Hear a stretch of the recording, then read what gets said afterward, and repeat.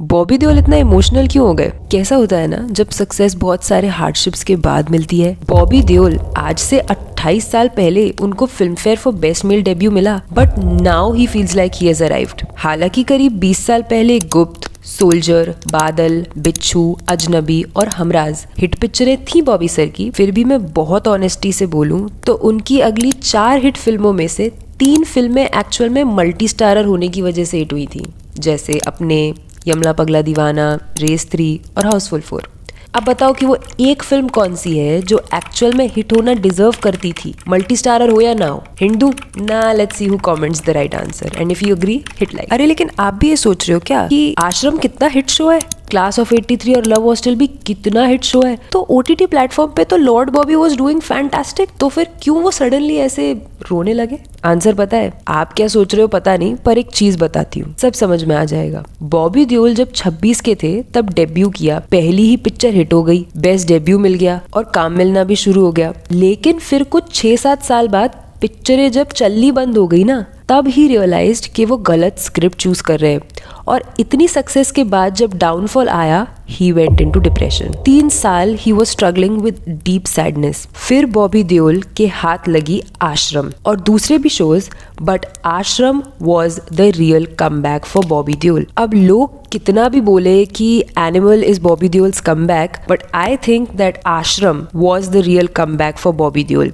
क्योंकि कमबैक तो वो होता है जब लोग आपके काम के बारे में बातें करने लगे, उसे देखने लगे, और वो हुआ बॉबी देओल के साथ जब उनको आश्रम मिली। और वैसे भी लॉर्ड बॉबी तो, एक सेकंड, आपको ही पता है कि नहीं कि बॉबी देओल को लॉर्ड बॉबी और डीजे बॉबी क्यों बुलाते हैं? पता है तो स्किप कर लो, और नहीं तो सुनो। ये सब किया धरा है हमारे प्यारे मीमर्स का। उन्होंने बॉबी देओल के पुराने मूवीज के सीन्स उठाए और how he was ahead of his time ये प्रूव करने में लग गए। एग्जाम्पल के लिए चमकू करके एक मूवी है बॉबी देओल की, उसका ये सीन है, इसमें he is wearing this earpiece क्योंकि वो रॉ से है। अब ये फिल्म अगर आज की होती तो कोई बात नहीं होता, but this is the year 2008। उस जमाने में ही was the only one who had wireless earpods. समझे?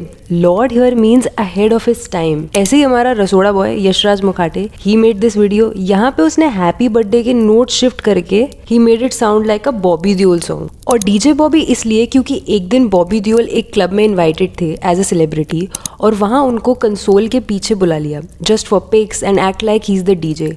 बस वहां से memers started calling him DJ Bobby and as if he knows how to do everything. बहुत दुख तो लेकिन मुझे इस बात का है कि he said in an interview that he thinks that he is getting trolled through all these memes.